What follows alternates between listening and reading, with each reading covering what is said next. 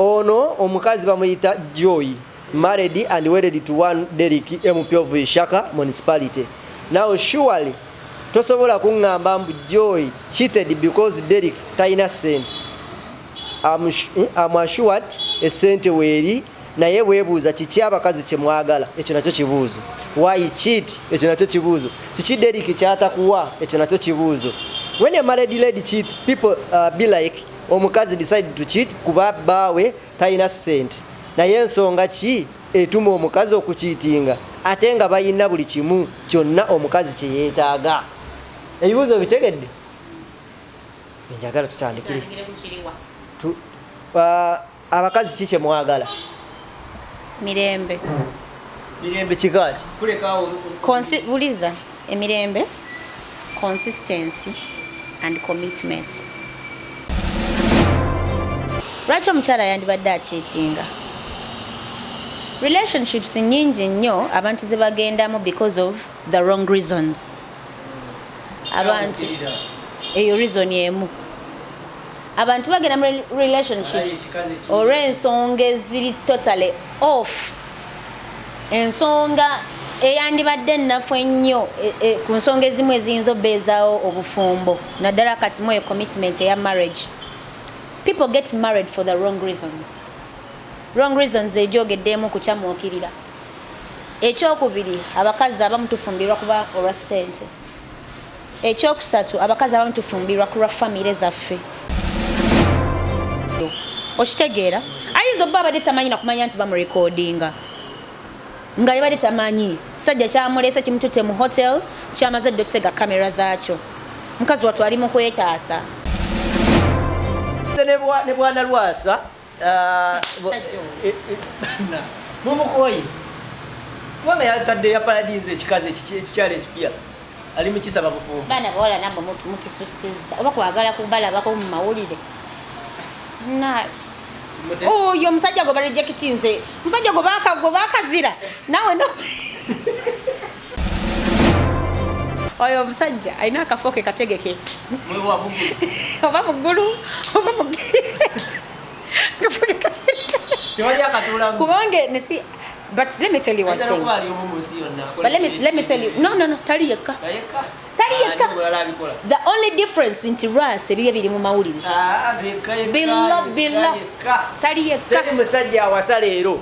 Ne bamukyawa n'ekya n'aleeta omulala. Baani abo? Labono. Abasajja bangi babikola.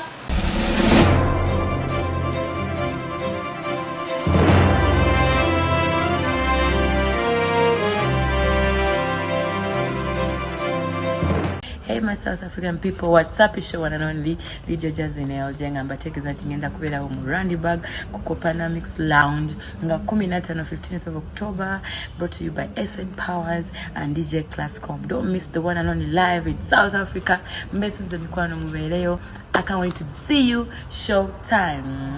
Oli ku mukutu gwa Uganda byogere yona gye sinzira okubate ngo tulebe nyebalide ddala. Kubizo subscribing, sharing, commenting sakono kubinso butuga Uganda byogere. Tugamba ntine mu buli mbere kwa nasigati yakonsa kubumbulira nsonga sakono kwemboze zisaliza bulijjo. Nze KAKALAAMU the answer isali ku kamera. Tukomyewo eno side ze Rubaga ewa ku kazi. Na. Koze eri kazi World Consultancy. Kazi Travel World Consultancy. Travel. It is Kazi Travel World Consultancy. Consultancy. Yes, sir. Kyekisingira ddala obukulu ekinyalo sokoyongera okunyera. Consultancy kitegeeza ki? Consultancy kubeera kuwa magezi, kwebuuza, kwebuulirira. Kakati ntandikiddewa. Mama neetaaga ki? Nkole ntya nyina ebyange. Bangamba neetaaga kino nakino mbiina naye simanyi bwe mbigattagatta. Simanyi bwe nzijuza foomu eyo njijjawa. Ebintu ebifaanaganako bwe bityo. Naye abantu bango bakwasaganya otya? Abantu bakwasaganya bulungi naye nga bwe nkugamba era abantu buli omu alina etiquette ye. Ebizungu n'olungi n'olwo.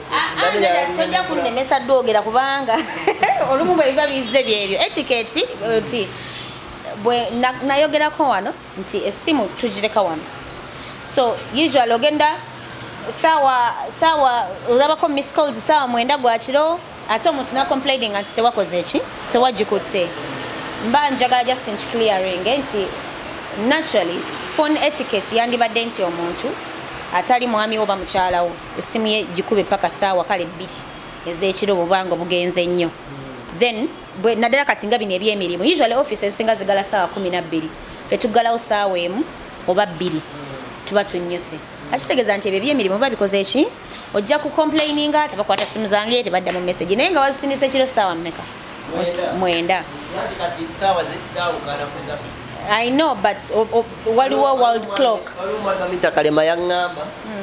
Uganda yense papa okuzuukuka. Ate mu kufunza nebeeranga ate tayina ki. Waliwo kubeera ko kusinza fezibera ko world clock. Era obomanyi essaawa bwe ziri mu cities ez'enjawulo. Nebaza nnyo bonna batu contactinze bambi mwe bali nnyo mwe balire ddala. Amasimu gammwe get receiving nga weetuli. Betana bakuddamu tupenda baddamu. Ate era kenandisabye okutereezaamu nti bw'obeera ng'okubye essimu mbadde nsaba you introduce yourself kubanga ogamba nti nze gundi mbeera gindi njagala kumanya ku kino nakino otherwise abamu bakubira alo gwe nakulabye okitegeera no sikukabya because I've received those calls tubeera kumpewo ne batukubiriza essimu I know those calls but because kati wano twogera ku business abali serious bo bajja kuba nga bamanyi ekyokukola twogerezeganye bulungi nga abantu abakulu abookyeko Okay. Nyalo kubatenga kujukizako ngenaku z'omwezi 10 paka enaku z'omwezi 11 December wagenda beera bagita Kavumba Recreation Center end of youth party egenda kubeera we Kavumba enaku z'omwezi 10 naku 10 then ne 11 December okuyingira singo emitwalo 15 kapa emitwalo 25 babanona ku akulubiri gardens we babajja accommodation ebyokulya n'ebyokunywa byona biri kwezo sente so activities nnyo fashion show ezigenda okwatenga ziragibwa bazibeerawo kola olunaku enaku z'omwezi 10 paka 11 December osobola okubatenga oyitayo n'okwongera okubatenga nkwongera okukikunyonyola nga bwe kirina okukwata kitambula but kiteeke mu mind ng'enaku z'omwezi 10 paka 11 December Kavumba Recreation Center end of year youth party wekigenda okwatenga kitontera mpolampola now Bipo Organic Natural Product banakambako okuzigula mbiri square pressure houses basaba ku access building Ngara Road Dr. Sanje basinzira okwatenga kujjanjaba akujukizako ku banafu abakanya Paul Shop Store batuse ebintu abijja mu gwanga lya US n'abayita mu gwanga lya Uganda set yonna ne anko Eddie kubuzizaako nnyo oli musajja wa ddala ebyaddala kubuzizaako nnyo mu US awo webale kuba emirimu gyogezaako okubatenga okwajja mpolampola muganda wange mukama akuwangazi so woba oyagala okwatenga ofuna seti zonna eza buli kika yagala kutereza ddiro yagala tereza lumuyo mu nyumba obewaka banafa bakanya Paul Shop Store babiri nogenda ali ku police post yawo ina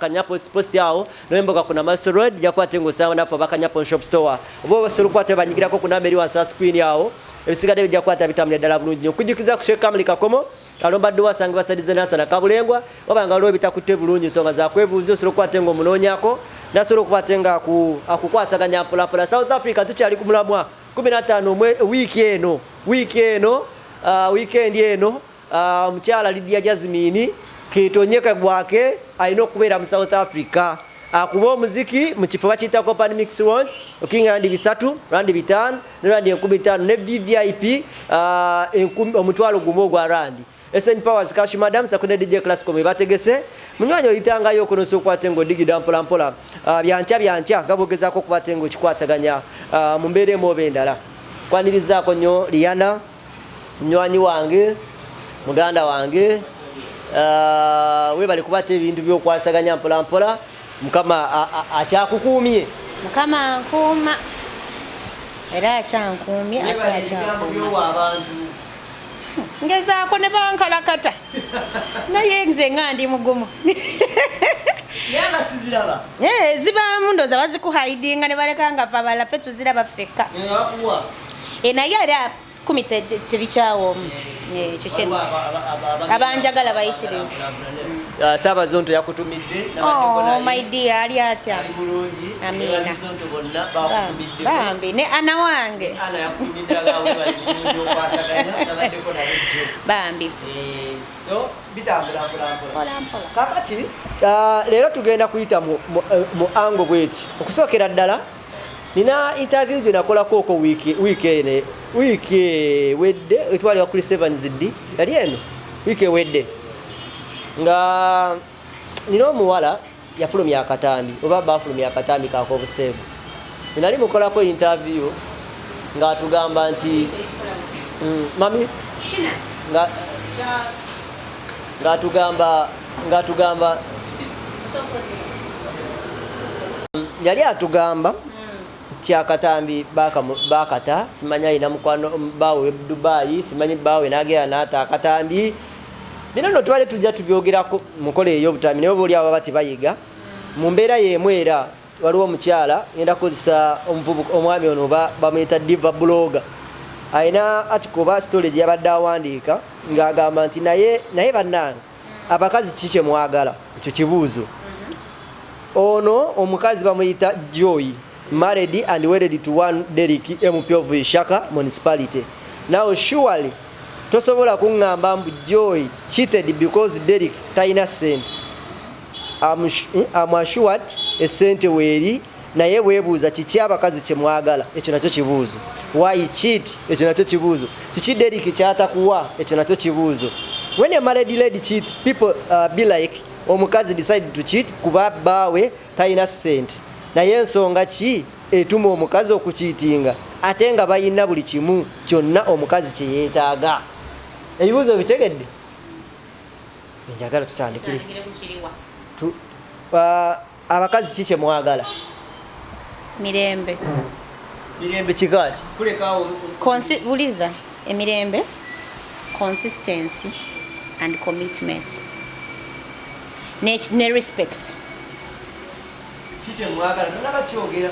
Kyenkugambye twagala respect, ekitiibwa. Yeah. Twagala consistency. Consistency kyekintu omuntu kubanga okulemerako is persisting. Consistency okukola ekintu kyekimu like nosigalanga bwemba watandika ng'onkwana ng'okuba essimu sigala ng'okuba essimu. Kuuma legacy, kuuma omukululo bati bayita omukululo, something like that. Consistency. Twagala respect, twagala consistency, twagala commitment to the relationship. Commitment is more like okwewaayo nti kati nsazeewo kyekino kwekusalawo okitegeera mukwano n'emirembe. Omwami omulekedde ki? Omwami nyina omuwa emirembe kyekisooka ku byonna. Ibeera vice versa. Nyina omuwa emirembe, nyina omuwa ekitiibwa, nyina okumwagala. Ate ffe abakazi ffe tulina nnyo okwagala abasajja okusinga bo bwe batwagala. Because naturally men are casual lovers. Okitegeera.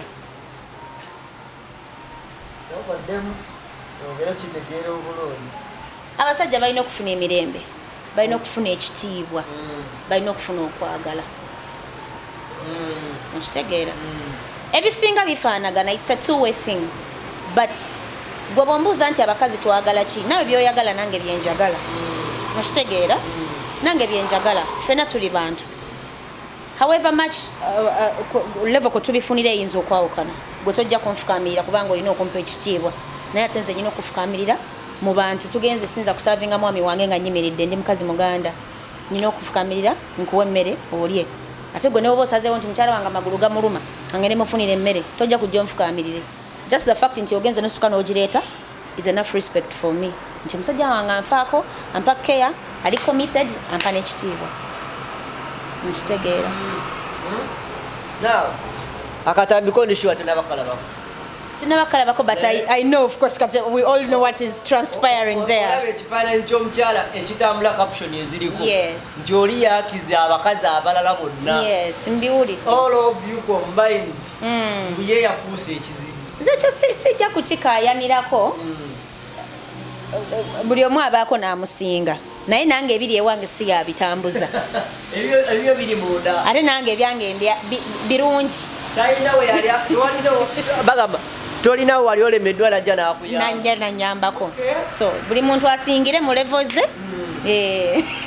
Kati mu mbeera eno eddako lwaki omukyala yandiyenze nga let us assume allegations ezitambula wabanga omukyala ono nga mukazi wa era nga bafumirigana n'omwami oyo Honorable Derrick gwe simanyi personally nenti wa Ishaka mu municipality n'ebifaananyi bagezaako bitulaga wano nga bali ku mukolo ogwaddala nga kirabika nti bagenda ne bakola obufumbo ya lwaki omwami omukyala yandibadde akiitinga ku kye tulowooza nti buli kimu weekiri ewaka.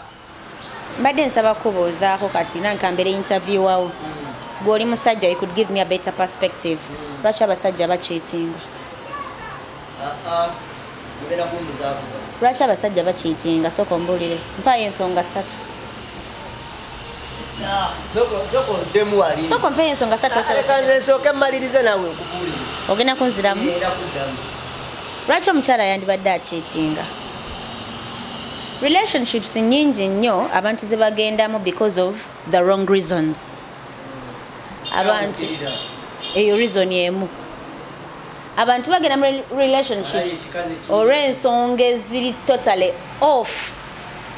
Ensonga eyandibadde nnafu ennyo ku nsonga ezimu eziyinza obbeezaawo obufumbo naddala kati mu commitment eya marriage. People get married for the wrong reasons.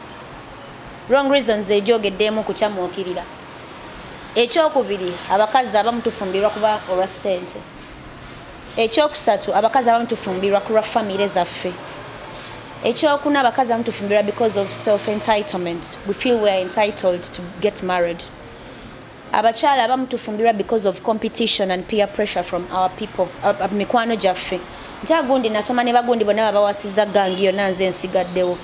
Okitegeera? Abasajja abamu batuwasa for status. Alina omulimu gw'alina okukola tebajja mukkiriza nga si musajja mufumbo. Oba ontegeera. Abasajja abamu batufumbirwa because they are lazy. Batuwasa because they are dependent. Bakuzibwa nga they are dependent. Tasobola beerawo nga talina muntu gwa dependingako kumukolera bintu bye bya bulijjo. Abasajja abamu batuwasa because they want children. Abasajja abamu batuwasa because nabo bafuna pressure from their friends and their families. Atawasa. Ate era ebiseera ebisinga twefumbirwa ne twewasa because you went to a boyfriend's house nakufunyisa olubuto tatawo nakugamba ddayo gy'ova. And then you get married. We get married for the wrong reasons. Ebiseera ebisinga. Love mu relationship temala. Kugenderako ebintu ebirala bingi nnyo. Kyova olaba abantu abasinga bagamba you can never live with your soulmate. Ebiseera ebisinga. Because soulmate wote mujja kwatagana. Gojja kwagala love eringa love bweyina okubeera. Then otekeko ne culture nga bwetambula, ne ddiini nga bwetambula, temujja kwatagana. Omukazi asobola okukiitinga olw'ensonga esooka. Yakufumbirwa because of peer pressure. Baganda be bakwano be ate usually let me tell you one thing, sometimes for bazadde baffe tebateka nnyo ku pressure because bazadde baffe batuwagala, they will go with almost everything we want. Naye mikwano gyaffe banno badde osoma nabo bafumbiddwa bakazinzi bo mu kika bonna baweddemu gw'omuntu omu Liana gw'osigadde gwe batana bakuba ki mpeta okitegeera toseka nkubuulira mazima ne bw'obanga olina boyfriend they would not count that. Nze nyina omuntu gwe mmanyi bamwanjula kati omwaka mulamba akyali waabwe balinze omusajja akuba embaga alyoka amugjewo. I'm telling you.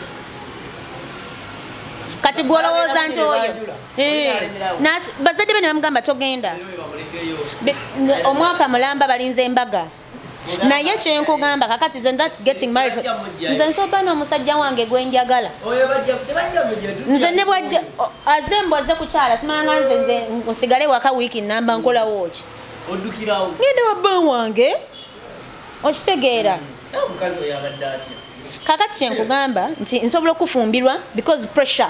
Kati pressure natugibalire wamu ey'abazadde eya society mikwano gyo bakazi nzibo ne walo age fa abakazi gye tutuukako eyo myaka 27 28 29 3 ngo bannange ngenda oweza 3 nga sinnafumbirwa ngenda oweza 3 anyone readily available. Anyone readily available. Awobero talina choice. Naye no, awobo ina choice mu 27 and 30. Obo ina choice. Naye obo yagala ekitiibwa ekyo. Naye wotabeera na choice kasito oyingira 3 mweji. oba tokyalina choice ajja yeyo mukama katonda gwe yanteekera odda kweyo essaala ate mukama kye yasalawo okitegeera ebanze nakugamba era wano nekuga abasajja tebalabika mbawe ekitiibwa eyo pressure nnene nnyo. At least you can have a boyfriend, but do you know osobeeramu eyo age era nga tolina boyfriend naye nga jjukira batugamba nti ogenda okuva ku university olina okuba nga ofunye omusajja gwoteekateeka okugamba nti nno ono gwe ngenda ofumbirwa. University ebiseera esinga abasinga tugimalira ku myaka 2 mwegi the first degree. 23 abasinga kwe bamalira 18 to 20 yes. So ne university myaka 3 gyogibalira, so it is usually between that age 22 23 21 22 23 there oba oyokya. Kakati when I get married kubanga mikwano gyange bankase omusajja ali readily available.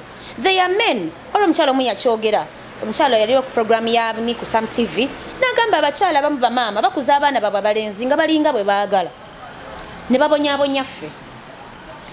Omusajja asobola okuwasa kubanga omusajja asobola okuwasa kubanga talina anamwoleza ngoye, talaba gwaleka waka, ayagala okuzaala kugamba anoonya housekeeper. Ayagala bakita kutestinga naye nzaala myaka nga gigenda. Abasajja balina pressure. Exactly. Agenda myaka 24 25 26.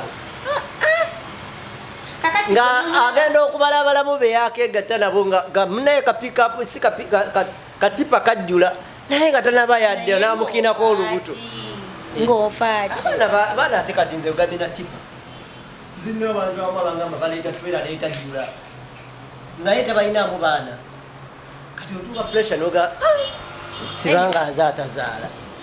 Ofumbiddwa omusajja because ali available omuguddeko ali awo oluusi abamu abalina ne ssente ze. Kati nkugambye status osobola okusanga omusajja kati let's say for example abasinga kati nga politicians abasinga abeera yeetaaga n'abeera n'omukyala gw'anaatambula naye mukyala gungi okitegeera naye yennyini pressure agirina nawe pressure ogirina amaaso gammwe geeyagadde kikazi kisagala nawe olabe omusajja ono naalina akasente omusajja ono naalina erinnya nga mwekuba mbaga abantu tuzinya amazina ate ffe mu kugadigida tetulaawo nga mutuuka mu nnyumba yammwe reality kicks in ebyaddala after 1 year abamu ne 1 year tewera omuntu omulabirawo gotajja kusobola. Ojja kusanga omusajja nga baba ava ku mulimu sokisi azijjiramu engata azijjiramu awo sokisi n'azireka wano etaayi n'agireka wali empale n'agireka wali agenda oyingira mu kinabiro ng'ali mu boxer naye nga byonna abirese mu kkubo bw'ati gy'abadde owakana kusinga osange wuliriza gyangusembera nkubulira osanga omuntu nga nagikuletedde nga twagala kuddawo oli mu kkuba abasajja osanga nedda sigabi basajja bokka n'omukazi asobola obbeera awo nga osobola okufuluma ennyumba anti wasasula DSTV alina Netflix kuliko Zworld simanyanga kuliko Zworld simanya biki ebyo byebalabala ebingi ennyo. Omugulidde cornflakes omugulidde oats amata weegali kajuisi bwekali wonna amaid wali akola emirimu nakeera ku makya n'agamba maid kola kino nakino takebedde kulaba maid esepiki mwafumbidde emmere yagikuuse takedde kulaba gundi maid namugambye okusiimula ennyumba ebisiimula bwabimaze abyozezza n'abyanika okitegeera supervision. It's not bad to get a maid but supervision is important. Bamaidi bambajjanga bazina kutwala basajja ng'ebyokukola si byaliko. Akatambi aliwo omukyala yakutte omukazi n'omusajja we era yeki yakoze ng'amwambula ng'amugaala kati njalondage kiki kyenkulageko akatambi tokandaga. I don't want to see that because I don't like torture. Yawadde torture yamukutte ekigere ekirina akiteeka ku kitanda ekirala nakiteeka ku ntebe kakati gwe mukulu tolaba nti osaana agenda kuwasinga omwami wange yakwagaddeko ki nakuleeta kuntwali ya musajja actually I mean Akatambi mwe kalimu. Tokandaga. Bakampeza kavudde London. Nange nagaye bakampa ne bakampeza. Naye kakati nze kimanye nafunako maid ne bamuleeta ewange. By that time nali nga mbeera nzekka sina na muntu yena because now I live with so many people. Nyina abantu nga mukaaga ewaka. So maid nabuuza aunt olunaku olwasooka olwokubiri olwokusatu aunt omwami waawa n'abeerawa konza omwami waawa n'omwagaza ki nze anti sikola watali mwami ewaka konze ne mugamba lwaki kubanga anti munnange mube muyomba omwami yazikiza omuliro ne mugamba nkufunire ewali omwami ye anti ebyaddala ndaira n'omuta nera ne muta ne muparking ne mukwata ne muzze motoka ezimuze bayitayo masuulita gye nali namujja nali namujja masuulita okitegeera. So now we are looking at the wrong reasons why people get married. Yensonga lwaki abantu bakiitinga naddala abakyala omukyala sente abuyingidde naye ng'alina pressure ye batuuse mu maka buli kimu kitanize upside down. There has to be some sort of cheating yagalagaana. It has to be there. Ebintu bingi nnyo omuntu ebitamusanyusa ku muntu nsobola banga wano wemba nyambadde engoye nyuma nnyo fe abakyala mutumanyi witakin oyambala empale ennene ekoma eno esiba olubuto ebbeere endisibe akaleega liri waggulu ekisambi kino kyolaba nkimetta oiro nekikola kitya nekimasaamasa. When I'm in courtship with you usually abakazi abasinga tubikkako. I am not that free. Bwaba mala okufuna abasajja neyeeta bwaba agenda mukinabiro naye ate kano akalowoozo kanka bagambe abakyala tuleke okwetala mu nnyumba nga tuli bwereere nga abasajja weebali bo tebafaanana bulungi figa zaabwe abasajja naye naffe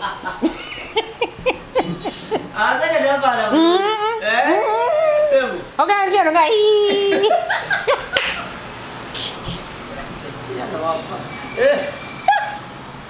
ono banyibidde mu banyibira mu ngoye naye nga bwemulaba mu ngoye wali nga mazazi mupangira bulungi nnyo nga alaba omwana w'abaandi laba emmaali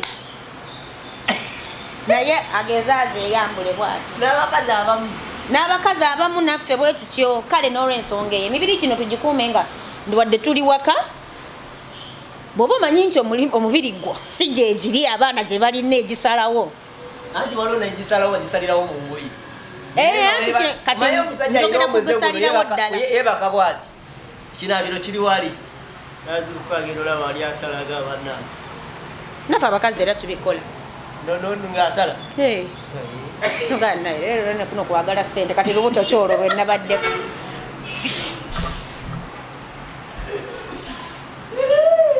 okitegeera pensi kakati awo kitegeeza fe atwerimba bwerimbi tewali laavu nkugambye people that get married for the wrong reasons byebyo kubanga tulina pressure okitegeera ekisajja kyo tokyagadde mu bulungi mu bubi bwakyo nawe mukazi tomwagadde mu nfaanana nti alina mugaba mungi nnyo alina olubuto lunene nnyo nga tomwagadde but because there is ali readily available yaliwa okitegeera. Of course mugenda okutuuka ku nzikiriziganya y'okwewasa muba mwekwana bwekwanyi mmwe babiri okitegeera naye si buli muntu akukwana oba buli muntu akukwanye nti gwe ogenda ofumbirwa.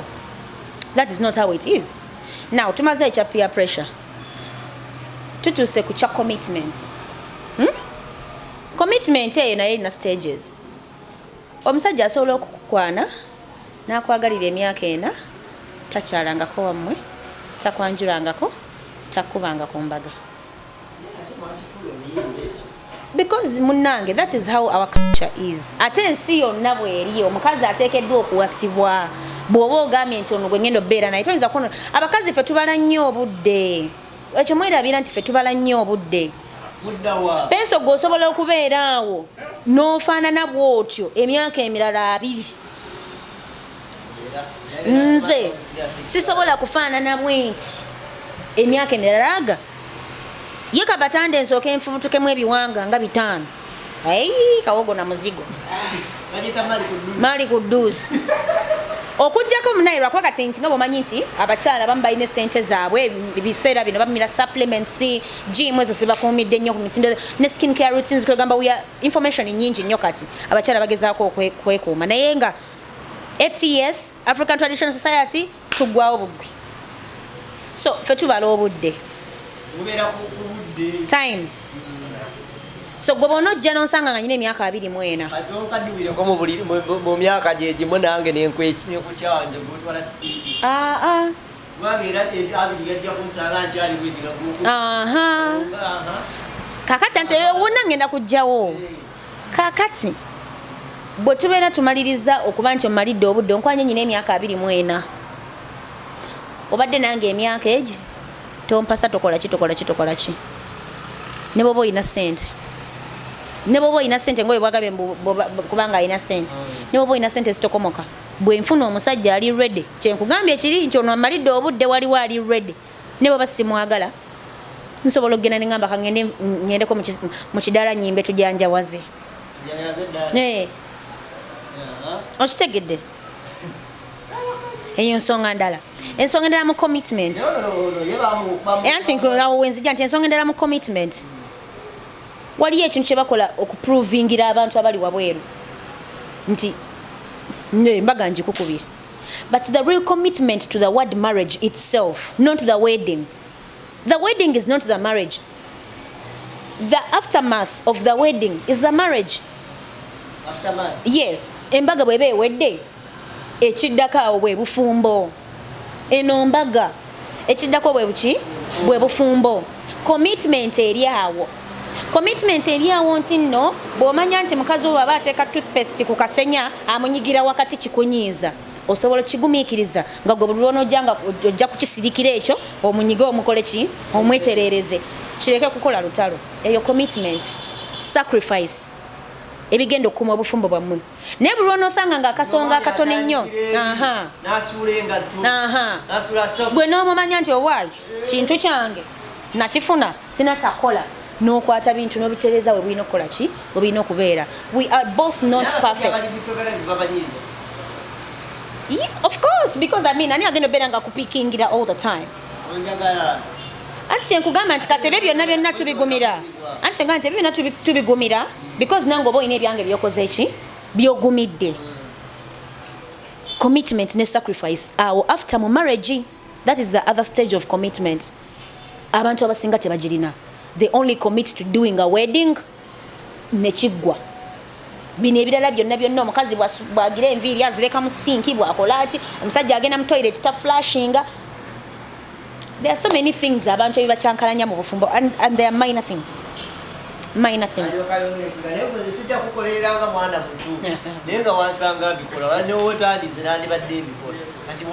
Commitment. Respect now. Respect. Okitegedde kiri nti omuntu asobola okukyeitinga kwali ku commitment afuna ali ready ne wano mu bino ebintu bya bulijjo nti omusajja bwaba takugumiikiriza oba omukazi nga takugumiikiriza nga every time agenda kuba akupiikinga nti okoze kino akwata ensabu all the time otuuka n'okoowa oli muntu naawe n'ogamba ye nfaaki n'otandika kubirekanga n'omwesonyiwa kitegeeza ogenda kutandika kutega maaso go kulaba ani agenda okunziza engulu. Panado omutwe gunnuma I need a panado. Good. Respect. Abantu abamu tetwewa kitiibwa mu bufumbo tetwewa bitiibwa naye ebitiibwa bitandikira ku kutegeeregana. Okitegeera nti nategeera nti nno omwami wange bwe mba mubuuza ne bwe musanga mu bbaala osibye kyesebo nga tugenda out nti kidongo nga mbadde sinamulaba ku lunaku lwonna nja kufukamira nsi nga yosibye kyesebo kubamba manyi kikola ki kimusanyusa sijja kifuna mu buzibu kuba nakitegeera kuva mu ntandikwa. Okitegeera nti omwami wange bw'abanga agenda ku mulimu okukola ateekwa okugenda ne botto ya juice atwale ekikopo ky'obushera atwale ekikopo kya caayi omukalu. Okitegeera tekijja kunkaluubiriza kukeera bikola ne bwe kinkaluubiriza bwe ntegeera nti kyayagala ne neewaayo commitment nsobola okimukolera. Ebyo byonna bitiibwa kubanga alyagala ekitiibwa kuwa bazadde b'ekitiibwa okitegeera omuntu yenna atawa bazadde ba muntu kitiibwa tosobola kubeerawo n'omwana we ekitiibwa kati I know of a person mubeera mu mmotoka wabeerawo emboozi nga famire zemujookingirako kalabe omusajja ye naava eri n'akulyoka akugamba ekigambo ekinene nnyo oli yagambako nga bwemugambako nti leero kozi wawasaayo owokubiri wabula nja kgenda mu lwali oyo omusajja najja nakugamba ndoza bwe tuddayo paakinga ebintu byogenda ate bwogenda binsalirawa baganda bange bali mu mmotoka ebyo byonna ebya cheating babimanya wogenda n'ogenda ate bwogenda kinsalirawa mama wo teyafumbirwanga n'anoba. Can you say that about my mother nga baganda bange bali awo? Nedda kyenkugamba nti waliwo emboozi ezibeera mu famire nga ebyo babimanya era nga ne mukazi wo owokubiri oyo nedda sikusirika famire yonna ekimanyi ti omukazi wamufuna n'omwana wa mukyala wo owokubiri tumuyina mu mmotoka tutambula naye nze kyogereko ku nze naye maama wange mujeemu tolina kulifaringa nze kati kinkube bo mujinkube ngambe oba ogenda genda okitegeera bo mujinkube naye toyongererezaako ate maama wo naye nga yanobanga. Exactly, that is what I'm talking about. So respect twewe ekitiibwa naawe era kati nga bwokyogedde naawe omukyala ebintu ebimu ba tolina byogerera mu bantu okitegeera kati oli bwagera omukazi amumalako emirembe omukazi answaza mu mikwano gyange mu baganda be nange omusajja answaza mu mikwano gyange mu baganda be songa ng'asonga tewali awamu n'ekitiibwa okitegeera. And then the other point era bujjo nkikugamba wano penso money is never enough and it will never be enough. Tekayinza kumala tekayinza kuggwayo tekakukusa buli kimu sente eyo gyolaba. No, let me tell you one thing. I read it somewhere mu kataba kamu. Money can buy you a house but not a home. Ontegeera sente zisobola okugulira ennyumba naye tezisobola kugulira maka. Yes. Ennyumba n'amaka tobyawula. Yiyo nje nsulo abanaabeeramu ge maka ye famire ge maka because yensonga lwaki ojja kusanga abavubuka abawuulu babeera nnyo mu mabaala lwaki they have no one to run to at home. Tebalina gye badduka tebalina muntu gwe badduka kuga nti nziruka waka kusanga ebyo that is babeerayo anti uliza because they don't have happy homes. Yes. But they have a house. Nabo patu stressing. Kyenkugambidde nti abantu ate ndagewa mu bulungi ne mu bubi mu bulwadde ne mu bugagga okutuusa okufa we kulitwawukanya ye bane bwe balinteeka empeta ku ngalo kuno ndizidigiza nyabo naye nkola bwe nti gwomanyi anti egambe kati omukyala agamba naye nawe gwe abakazi obayita bangu naye gwe omanyi abakazi nti si bangu omanyi nti abakazi si bangu gwolowooza omukazi amala gano obanga bamuwasa generation gyetuddako kufulu ziba nnya nga tewazireseeko ku makya nga bazisala nesula nobeera mu bbaala bazisala ate basala kufulu tebaliyo ate kati twayiga n'obukodyo mama yakugoba omanyi kyetukola kufulu tuzisala naffe netuteekako empya ati nkumawo siikomewo siikomewo ne maama nti nga twetwala era bebamanyira temusala kweyagala era okusirikiro yatakwagala nemuteyagala awo olwo bamama batwagala gye bali nga batwagala nate nnyo nga bebamama nga ne bwaba yalabye mutabani we n'akawala kalala sobola n'okukubira essimu nagamba gundi oyo mwegendereze. I'm being honest with you kubanga aba alaba ofiirwa ekintu ekirungi ogulubana n'obuntu obutategeerekeka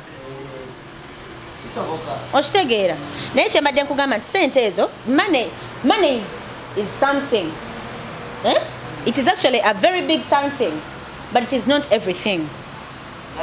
Lwaki mukyala wa pastor omu omugagga yagenda n'ayagala omuvubuka wa chapati kubanga n'omukyala yennyini yalina ssente ze okitegeera kitegeeza era yeetuusako buli kyayagala naye gooza kyali ki ekya ssente tokikulembeza nnyo kubanga si kyekisalawo obufumbo ssente si yeekola obufumbo no ssente ejja kukolera embaga ennungi era kyekyo tugambe money can do you a wedding but it cannot give you a good marriage. It cannot. Okitegeera money ejja kugulira essimu ennungi kale yange si nnungi nnyo iPhone naye esobola okugulira but can it buy you callers? So esobola okugulira abantu abakubira okuceekingako nti oli otya? It cannot. Sente zisobola okukugulira olugoye naye esobola kusalirawo oba onoonyoma oba toonyoma osobola okugula olugoye lw'ebbeeyi n'otanyuma nga nze Liana nayambala engoye zange za mitwalo 6 nyuma n'enkusinga oba okitegeera kale n'olwensonga eyo omukyalo oyo saagala kukugamba nti kyeyakoze kituufu. Sometimes ebyo ebintu byonna byonna tuba tulina obigatta bw'osalawo okufumbira omuntu ebintu bingi nnyo by'oba osazeewo mu mutwe gwo mu bulungi ne mu bubi. Amagagga nti omuntu akuwadde buli kimu ati naye omuntu afubutuka mu kikomera ng'ekyo ebikomere ebyo birimu ebizibu n'otugamba mbu ffe kasita oyingira tolina kyotugamba naye owulira engombe ng'evuga n'oyingira munda waliyo n'abantu abamu kati ng'abaana abo abawala nga bambi oluusi n'ennaku yamuluma nnyo kati ye ng'agamba nze ennaku okunnumira mu kazigo kebwayise kegenda ennumire mu kalina emuyenga okitegeera ezo na wrong reasons. Bamulaba ayingira ekikomere ekyo naye nga akiyingira atya n'okutya agamba simanyi oba enkyanvaayo nga ndi mulamu ate okola eki nga yewuwo okola eki nga yewuwo society ekuteekako embeera nti no toteekeddwa kunoba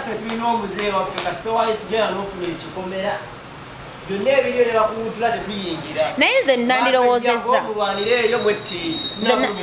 nandirowoozezza bwe nti teri muntu ayagaliza muntu kufa tekijja kusanyusa ng'osanze omwana w'abandi ng'afudde batomeddaani tebatomera emmotoka yange maama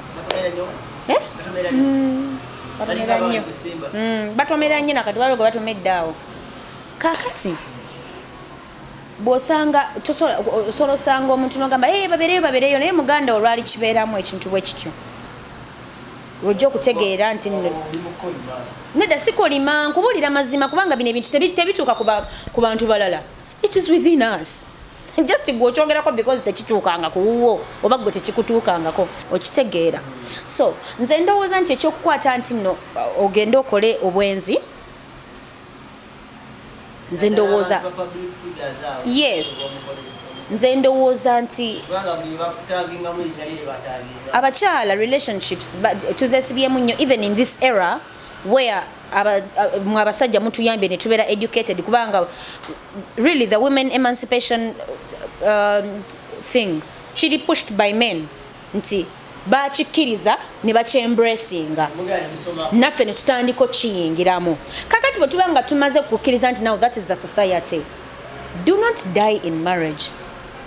Do not embarrass yourself bintu bifaanaganako ng'ebyo okitegeera. Ayinza obba abadde tamanyi nakumanya nti bamurekodinga nga yabadde tamanyi sajja kyamuleese kimutute mu hotel kyamaze dde okutega kamera zaakyo mukazi wattu ali mu kwetaasa. Abasajja bayingira amayumba ago n'agamotoka gaagaabwe ago aganene nga buli lunaku wallahi ya Mungu ak'omuntu amutofuna naffe tuba twagala tubeerako awo nga twagala kakati gwe bw'oyingira mande tu mande kubanga gwe olina akusanyusa ng'abeererawo kuki abasajja omusajja abeera atya nakwata omwezi ogusooka nakwata ogwokubiri nakwata ogwokusatu nakwata ogwokuna nakwata ogwokutaano nakwata ogwomukaaga n'omwaka ne guwera tekisoboka naawe tekisoboka era nze akakalowoozo kankabona bali mu long distance relationships have it in the back of your mind sitabula bintu by'abantu naye nkubulira mazima sikubulira mazima bayinza obba munaye tomanya babeerayo kati nga balwale basajja nga asobola okujja wano emirundi 2 mu mwaka oyo nnyinza omuwolereza naye oli nti ngenze maze emyaka 2 siddanga Uganda naawe ne babeera mukazi wennyini gwosobola okubeerawo ng'olinza omuntu myaka 3 myaka 4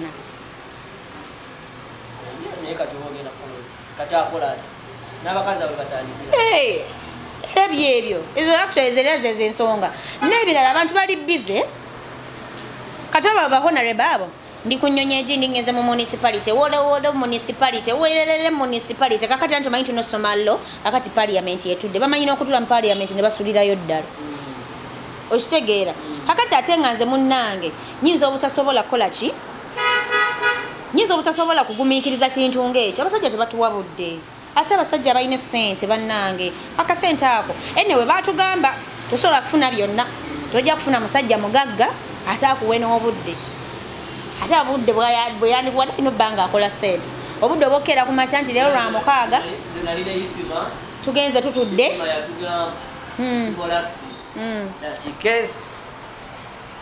nga bivuddeko agenze ku bizinesi ndala eyo ne bagagga banne bannabukeera bye balowooza bakazi abagagga kubanga omuntu anoonya ssente alowooza ssente ate ng'agenda kuzikuwowooza etaagira tomusuubira kujja leta tekitegeeza nti ate ongatteko obusajjasajja obutategerekeka ng'olwokuba nze nkuwe ssente ate nga bw'ogattako n'obusajja ng'okukusa siima ogonde mu mutima mubire mutebenkevu anti sasirimu bali abatabaazi yawo mutuveeko ali tubaviirako tubavitoina gyoge kankubuulireko omanya kayimba Aruna ke yayimba onoba lwakuba ono azadde bweru gy'olaga ayina abaana buli omu naani ne maama musajja munnange bw'ona olowooza ati noogenda kutambula okyawenze Liana oli mugagga okyawenze Liana kubanga wategedde nti nafunye akalenzi ne bw'ona ogenda ew'omulala era n'omukola bye bimu by'obadde onkola era naye ajja kukola ekintu kyekimu. It starts with you. Kobere mukazi kobere musajja. That changes with you, not with me.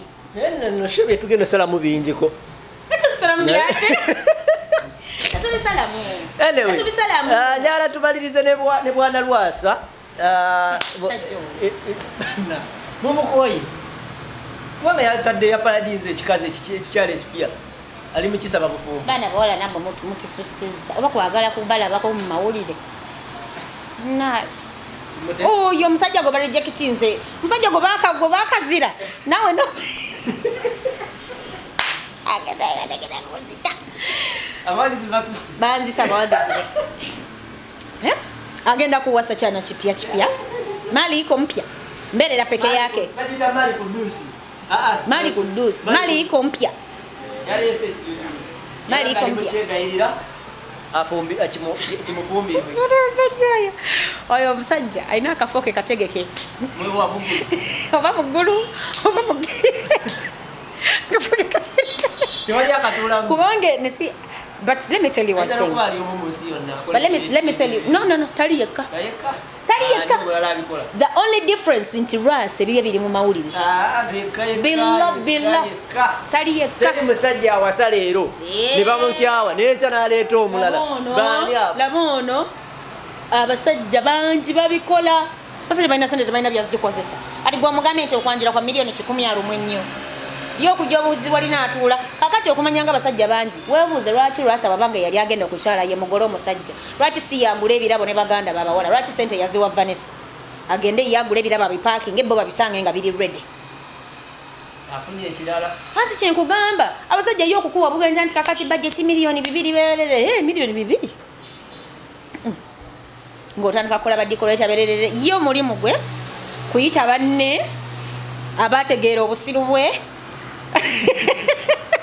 abamutegeera nga bwali bawololobe batuule bambala makanzu bali emmere banywe bebake batuule bajanjawaze bayimbi bajje bayimbe wolobererede ekyo kiveewo ate bwaba akwanjudde tebalina bamugase naawe nti simanya agenda kufiirako nnyo era bwaba yafunyeeyo omupya amusanyusiza naye ng'ayagala kumuwasa mami oyagala kufumbirwa nti kwata sente tegeke emikono alimu egyo emyaka nyingi watugambyeko egyaba abaana abanoonya abantu abaana abakubako abaana abayimba kutujanjawaza eddaala balimu abaana baagala emikolo abaana wabula ayagala kujanja wazaddaali akumata kumira mpeera